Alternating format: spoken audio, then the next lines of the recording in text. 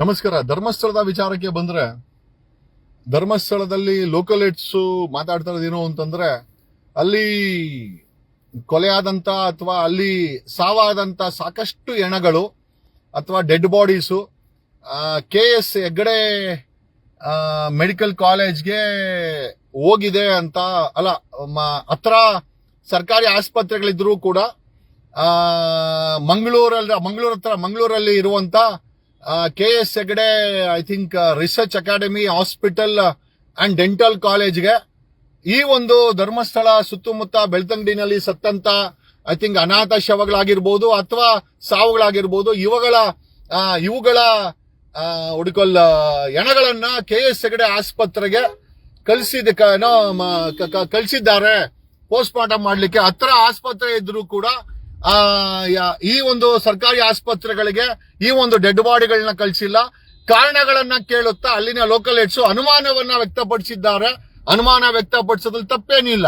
ಸತ್ತಂತ ಸರ್ಕಾರಿ ಆಸ್ಪತ್ರೆ ಹತ್ರ ಇದ್ದಾಗ ಎಲ್ಲೋ ಇರುವಂತ 40 ಕಿಲೋಮೀಟರ್ 50 ಕಿಲೋಮೀಟರ್ 60 ಕಿಲೋಮೀಟರ್ ದೂರದಲ್ಲಿರೋ KS ಹೆಗ್ಗಡೆ ಆಸ್ಪತ್ರೆಗೆ ಈ ಒಂದು ಡೆಡ್ ಬಾಡಿಗಳನ್ನ ಯಾಕೆ ಕಳಿಸಿದ್ರು ಅನ್ನೋ ಪ್ರಶ್ನೆಯನ್ನ ಲೋಕಲ್ ಜನ ಅಥವಾ ಅಲ್ಲಿನ ಬೆಳ್ತಂಗಡಿ ಮತ್ತೆ ಧರ್ಮಸ್ಥಳದ ಜನ ಪ್ರಶ್ನೆ ಮಾಡ್ತಾ ಇರೋದ್ರಿಂದ ನಾವು ಕೇಳೋದೇನು ಅಂತಂದ್ರೆ, ಆಮೇಲೆ ನಿಮ್ಗೆ ಈ KS ಹೆಗ್ಗಡೆ ಎಜುಕೇಶನ್ ಟ್ರಸ್ಟ್ ಅಥವಾ ಮೆಡಿಕಲ್ ಕಾಲೇಜ್ ಮೆಮೋರಿ ಟ್ರಸ್ಟ್ ಅಂತ ಏನ್ ಮಾಡಿದ್ದಾರೆ, ಇದು ಯಾರ್ದು ಅಂತ ನಿಮ್ಗೆ ಎಷ್ಟೋ ಜನಕ್ಕೆ ಗೊತ್ತಿಲ್ಲ. ದಿಸ್ ಬಿಲಾಂಗ್ಸ್ ಟು ನಮ್ಮ ಕರ್ನಾಟಕ ಲೋಕಾಯುಕ್ತದಲ್ಲಿ ಜಸ್ಟಿಸ್ ಆಗಿದ್ದಂತ ಜಸ್ಟಿಸ್ ಸಂತೋಷ್ ಹೆಗ್ಗಡೆ ಅವರ ಫ್ಯಾಮಿಲಿಗೆ ಸಂಬಂಧಪಟ್ಟಿದ್ದು. ಅವ್ರ ತಂದೆ ಜಸ್ಟಿಸ್ ಸಂತೋಷ್ ಹೆಗ್ಗಡೆ ಅವರು ಕರ್ನಾಟಕ ಲೋಕಾಯುಕ್ತರಾಗಿದ್ರು.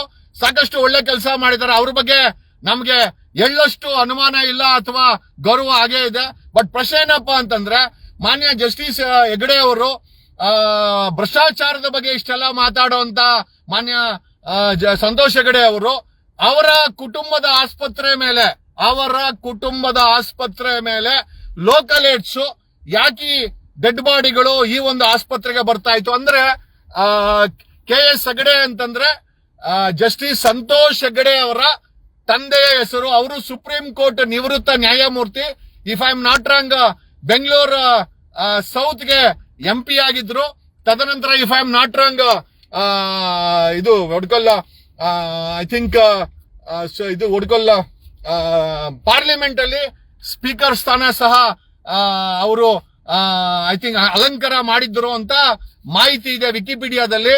ನಾನ್ ಕೇಳೋದೇನು ಅಂತಂದ್ರೆ, sir, with great respect justice Santosh Heggade ಅವರೇ, ನಿಮ್ಮ ಕುಟುಂಬ ನೀವು ಒಂದ್ ಬಾರಿ ಹೇಳಿದ್ ನನಗೆ ಜ್ಞಾಪಕ ಇದೆ, ನನಗಿರೋದು ಒಂದೇ ಹೆಂಡತಿ ಆಮೇಲೆ ಒಂದೇ ಮನೆ ಅಂತ. ಡೆಫಿನೆಟ್ ಆಗಿ ಈಗ KS Heggade I think hospital trust ನಿಮ್ ಕುಟುಂಬ ನೋಡಿದಾಗ, ಅಯ್ಯೋ ಅಂತ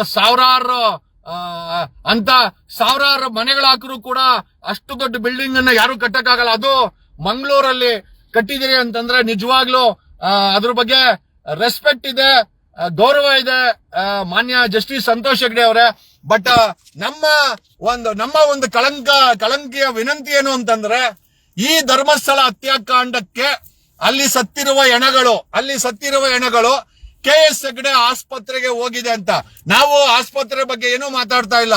ನಾವು ಮಾತಾಡ್ತಾ ಇರೋದು ಈ ಹೆಣಗಳು ನಿಮ್ಮ ತಂದೆಯವರ ಹೆಸರಿನಲ್ಲಿ ನಿರ್ಮಾಣ ಆಗಿರೋ ಈ ಒಂದು KS ಹೆಗ್ಗಡೆ ಆಸ್ಪತ್ರೆಗೆ ಹೋಗಿದೆಯಲ್ಲ, ಅಲ್ಲಿನ ಜನ ಇದರಲ್ಲಿ ಒಂದು ಶಂಕೆಯನ್ನ ವ್ಯಕ್ತಪಡಿಸ್ತಾ ಇದ್ದಾರೆ.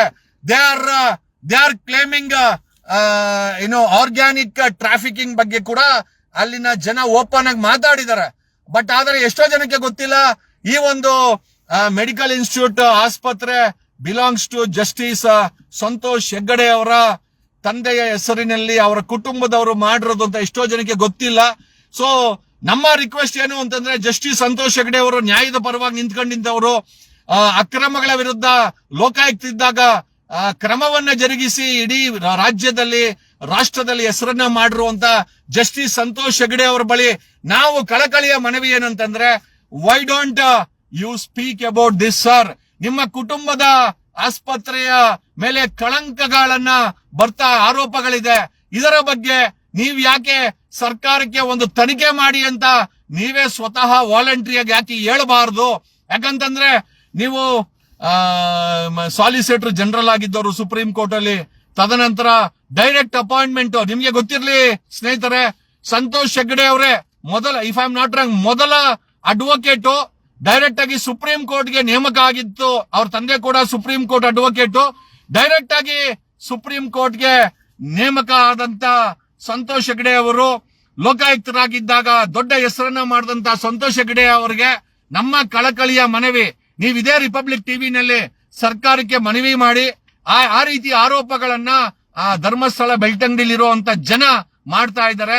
KS ಹೆಗ್ಡೆ ನಿಮ್ಮ ತಂದೆಯವರ ಹೆಸರಿಗೆ ಕಳಂಕ ಬರಬಾರದು ಅಂತ ಒಂದೇ ಒಂದು ವಿಚಾರ ಇಟ್ಕೊಂಡು ನಾವು ಜಸ್ಟಿಸ್ ಸಂತೋಷ್ ಹೆಗ್ಡೆ ಅವರಲ್ಲಿ ಮನವಿ ಏನಂತಂದ್ರೆ, ಈ ರೀತಿ ಟ್ರಾಫಿಕಿಂಗ್ ನಿಮ್ಮ ಅಡ್ಮಿನಿಸ್ಟ್ರೇಷನ್ ಗೊತ್ತಿಲ್ಲದ ಅಲ್ಲಿನ ಡಾಕ್ಟರ್ಸ್ ಏನಾದ್ರು ಮಾಡಿದಾರ ಅಥವಾ ಆಗಿದೆಯಾ ಬಗ್ಗೆ ಒಂದು ತನಿಖೆ ಮಾಡ್ಸಕ್ಕೆ ತಾವೇ ಸ್ವತಃ ಒಂದು ಸರ್ಕಾರಕ್ಕೆ ಒಂದು ಮನವಿಯನ್ನ ಮಾಡಬೇಕು, 6 ಕೋಟಿ ಕನ್ನಡಿಗರ ಪರವಾಗಿ ಅಂತ ಕೇಳುತ್ತಾ.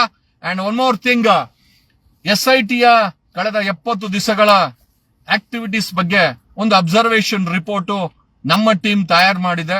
ಒಂದು ಅಬ್ಸರ್ವೇಷನ್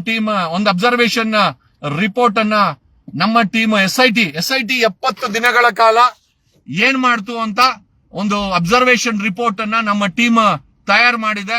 ಆ ರಿಪೋರ್ಟ್ ಅನ್ನ ಐ ಥಿಂಕ್ ವೆರಿ ಶಾರ್ಟ್ಲಿ ನಾವು ಅದನ್ನ ರಿಲೀಸ್ ಮಾಡ್ತೀವಿ ಅಂತ ಈ ಮೂಲಕ ನಿಮಗೆ ಹೇಳುತ್ತಾ. And one more thing, KS Hegde ಬಂದ್ಬಿಟ್ಟು ಜಸ್ಟಿಸ್ ಸಂತೋಷ್ ಹೆಗ್ಡೆ ಅವರ ತಂದೆ ಸುಪ್ರೀಂ ಕೋರ್ಟ್ ನ್ಯಾಯಮೂರ್ತಿ ಆಗಿದ್ರು, ನಿವೃತ್ತ ನ್ಯಾಯಮೂರ್ತಿ ಅವರು. ಅವರ ಹೆಸರಿನಲ್ಲಿ ನಿರ್ಮಾಣ ಮಾಡಿರೋ ತುಂಬಾ ದೊಡ್ಡ ಆಸ್ಪತ್ರೆ. ನಾನಿವತ್ತು ಫೋಟೋಗಳನ್ನ ನೋಡಿದೆ, ಅಯ್ಯೋ ದೇವ್ರೆ, ಇಷ್ಟು ದೊಡ್ಡ ಆಸ್ಪತ್ರೆ, ಇಷ್ಟು ದೊಡ್ಡ ಕಟ್ಟಡ, ಅದು ಜಸ್ಟಿಸ್ ಸಂತೋಷ್ ಹೆಗ್ಡೆ ಅವರ ಕುಟುಂಬದ ಒಡೆತನ ಅಂದಾಗ ನನಗೆ ತುಂಬಾ ಸಂತೋಷ ಆಯ್ತು. ಏನಕ್ಕೆ ಅಂತಂದ್ರೆ, ಜಡ್ಜ್ ಆದವರು ಆಸ್ಪತ್ರೆ ಕಟ್ಟಬಾರ್ದು ಅಂತ ಏನು ಇಲ್ಲ ಬಿಡಿ, ಅವ್ರ ಕುಟುಂಬ ಕಟ್ಕೊಳ್ಳಿ, ಒಳ್ಳೇದ್ ಮಾಡ್ಲಿ. ಬಟ್ ಅದೇ ಆಸ್ಪತ್ರೆ ಮೇಲೆ ಈಗ ಐ ಥಿಂಕ್ ಆರ್ಗನ್ ಟ್ರಾಫಿಕಿಂಗ್ ಆಗಿದೆ, ಗೊತ್ತಿಲ್ಲ ಯಾರು ಮಾಡಿದಾರೆ ಅಂತ, ಬಟ್ ಅಲ್ಲಿನ ಜನ ಮಾತಾಡ್ತಾ ಇದ್ದಾರೆ. ಹಂಗಾಗಿ ಜಸ್ಟಿಸ್ ಸಂತೋಷ್ ಹೆಗ್ಡೆ ಅವರು ಈ ಒಂದು SIT ಮುಖಾಂತರ ಅಲ್ಲೇನಾದ್ರೂ ಆರ್ಗನ್ ಟ್ರಾಫಿಕಿಂಗ್ ಆಗಿದ್ಯಾ ಅನ್ನೋ ಒಂದು ತನಿಖೆಯನ್ನ ತಾವೇ ಹೇಳಿ ಮಾಡಿಸ್ಬೇಕು ಅಂತ ನಾನು ಜಸ್ಟಿಸ್ ಸಂತೋಷ್ ಹೆಗ್ಡೆ ಅವರ ಬಳಿ ನಾನು ರಿಕ್ವೆಸ್ಟ್ ಮಾಡ್ಕೊಳ್ತೀನಿ. ಕಣದಲ್ಲೂ ಕನ್ನಡ. ಆಮೇಲೆ ಇನ್ನೊಂದು ವಿಚಾರ, SIT 70 ದಿವಸಗಳ ತನಿಖೆ ಬಗ್ಗೆ ನಮ್ಮ ಟೀಮ್ ಒಂದು ರಿಪೋರ್ಟ್ ರೆಡಿ ಮಾಡಿದೆ, ಅಬ್ಸರ್ವೇಷನ್ ರಿಪೋರ್ಟ್. ನಾವೇನ್ ಕೊಡಬಾರ್ದು ಅಂತ ಏನು ಕಾನೂನೇನಿಲ್ಲ. SIT ಅವರು ಅಲ್ಲಿನ ಕೊಲೆಗಳ ಬಗ್ಗೆ, ರೇಪ್ಗಳ ಬಗ್ಗೆ ರಿಪೋರ್ಟ್ ಕೊಡ್ಲಿ, ಬಟ್ ನಾವು ಅವ್ರ ಬಗ್ಗೆ ಒಂದು ರಿಪೋರ್ಟ್ ಅನ್ನ ರೆಡಿ ಮಾಡಿದೀವಿ. We wanted to publish in the social media. ಆಯ್ತಾ, ಕೆಲವೇ ಸಮಯದಲ್ಲಿ ಆ ಒಂದು ರಿಪೋರ್ಟ್ ಅನ್ನ ಪಬ್ಲಿಷ್ ಮಾಡ್ತೀವಿ. SITಯ ಎಡವಟ್ಟುಗಳು, SITಯ ನಡೆ, SIT ಯಾರ್ಯಾರನ್ನ ಭೇಟಿ ಮಾಡಿದ್ರು, SIT ಏನ್ ಮಾಡ್ತಾ ಇದೆ, ನಿಜವಾಗ್ಲೂ SIT ನಲ್ಲಿ ನಿಷ್ಠಾವಂತ ಅಧಿಕಾರಿಗಳಿದಾರ, ಇದ್ರೆ ಯಾಕೆ ನ್ಯಾಯ ಕೊಡ್ಲಿಕ್ಕೆ ಇಷ್ಟೊಂದು ಒದ್ದಾಡ್ತಾ ಇದ್ದಾರೆ, ಯಾವ ಸರ್ಕಾರಿ ಅಧಿಕಾರಿಗಳು, MLAಗಳು, ಮಿನಿಸ್ಟರ್ಗಳು, ಆಪೋಸಿಷನ್ ಅವರು SIT ಮೇಲೆ ಒತ್ತಡ ಮಾಡಿದ್ರು, ಯಾರ್ಯಾರು ಒತ್ತಡ ಮಾಡಿದ್ರು, ಯಾವ್ಯಾವ ರೀತಿ ಒತ್ತಡ ಮಾಡಿದ್ರು, ಆಮೇಲೆ ಯಾವ್ಯಾವ ಒತ್ತಡಕ್ಕೆ SIT ಅಧಿಕಾರಿಗಳು ಒಳಗಾಗಿದ್ದಾರೆ, ಒಳಗಾಗಿಲ್ಲ, ಎಲ್ಲ ಮಾಹಿತಿಯನ್ನ ಒಂದು ಸೂಪರ್ ಸೋನಿಕ್ ಸ್ಟಡಿಯನ್ನ ಸಾರ್ವಜನಿಕರ ಮುಂದೆ ಸೋಷಿಯಲ್ ಮೀಡಿಯಾದಲ್ಲಿ ಪಬ್ಲಿಷ್ ಮಾಡ್ತೀವಿ ವಿತ್ ಅಥೆಂಟಿಕೇಟೆಡ್ ಸಪೋರ್ಟಿವ್ ಡಾಕ್ಯುಮೆಂಟ್ಸ್ ಅಂತ ಹೇಳ್ತಾ. SIT ಧರ್ಮಸ್ಥಳದ ತನಿಖೆ ಮಾಡ್ಲಿ, SIT ಮಾಡ್ತಾ ಇರೋ ತನಿಖೆನ ನಾವು ಒಂದು ಸ್ಟಡಿ ರಿಪೋರ್ಟ್ ಅನ್ನ ಪಬ್ಲಿಷ್ ಮಾಡ್ತೀವಿ ಅಂತ ಹೇಳುತ್ತಾ. Yes we wanted to publish it. ಏನಕ್ಕೆ ಅಂತಂದ್ರೆ ಇವರುಗಳು ನಿಜವಾಗ್ಲೂ ನ್ಯಾಯಯುತವಾಗಿ ತನಿಖೆ ಮಾಡ್ತಾ ಇಲ್ಲ ಅದ್ರ ಬಗ್ಗೆ ಅಬ್ಸರ್ವೇಷನ್ ಮಾಡಬೇಕಾದಂತ ಅವಶ್ಯಕತೆ ಇದೆ ಅಂತ ಹೇಳುತ್ತಾ.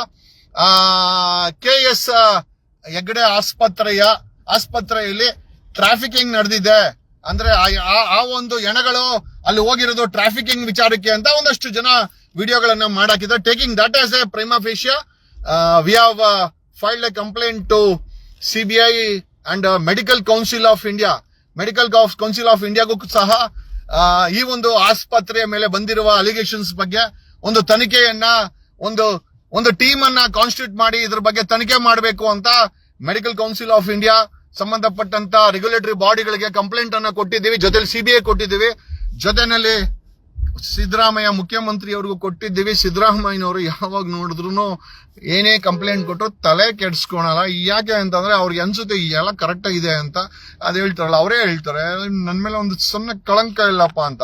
ಇಷ್ಟು ಕಳಂಕ ಇದೆ ಅಂತ ನಾವು ಕಂಪ್ಲೇಂಟ್ ಕೊಟ್ರು ಅದ್ರ ಬಗ್ಗೆ ಕ್ರಮ ತೆಗೆದುಕೊಳ್ಳದಂತ ಮುಖ್ಯಮಂತ್ರಿ ಅಂತ ಹೇಳುತ್ತಾ, ಕಣ ಕಣದಲ್ಲೂ Kannada. Thanks a lot, love you all.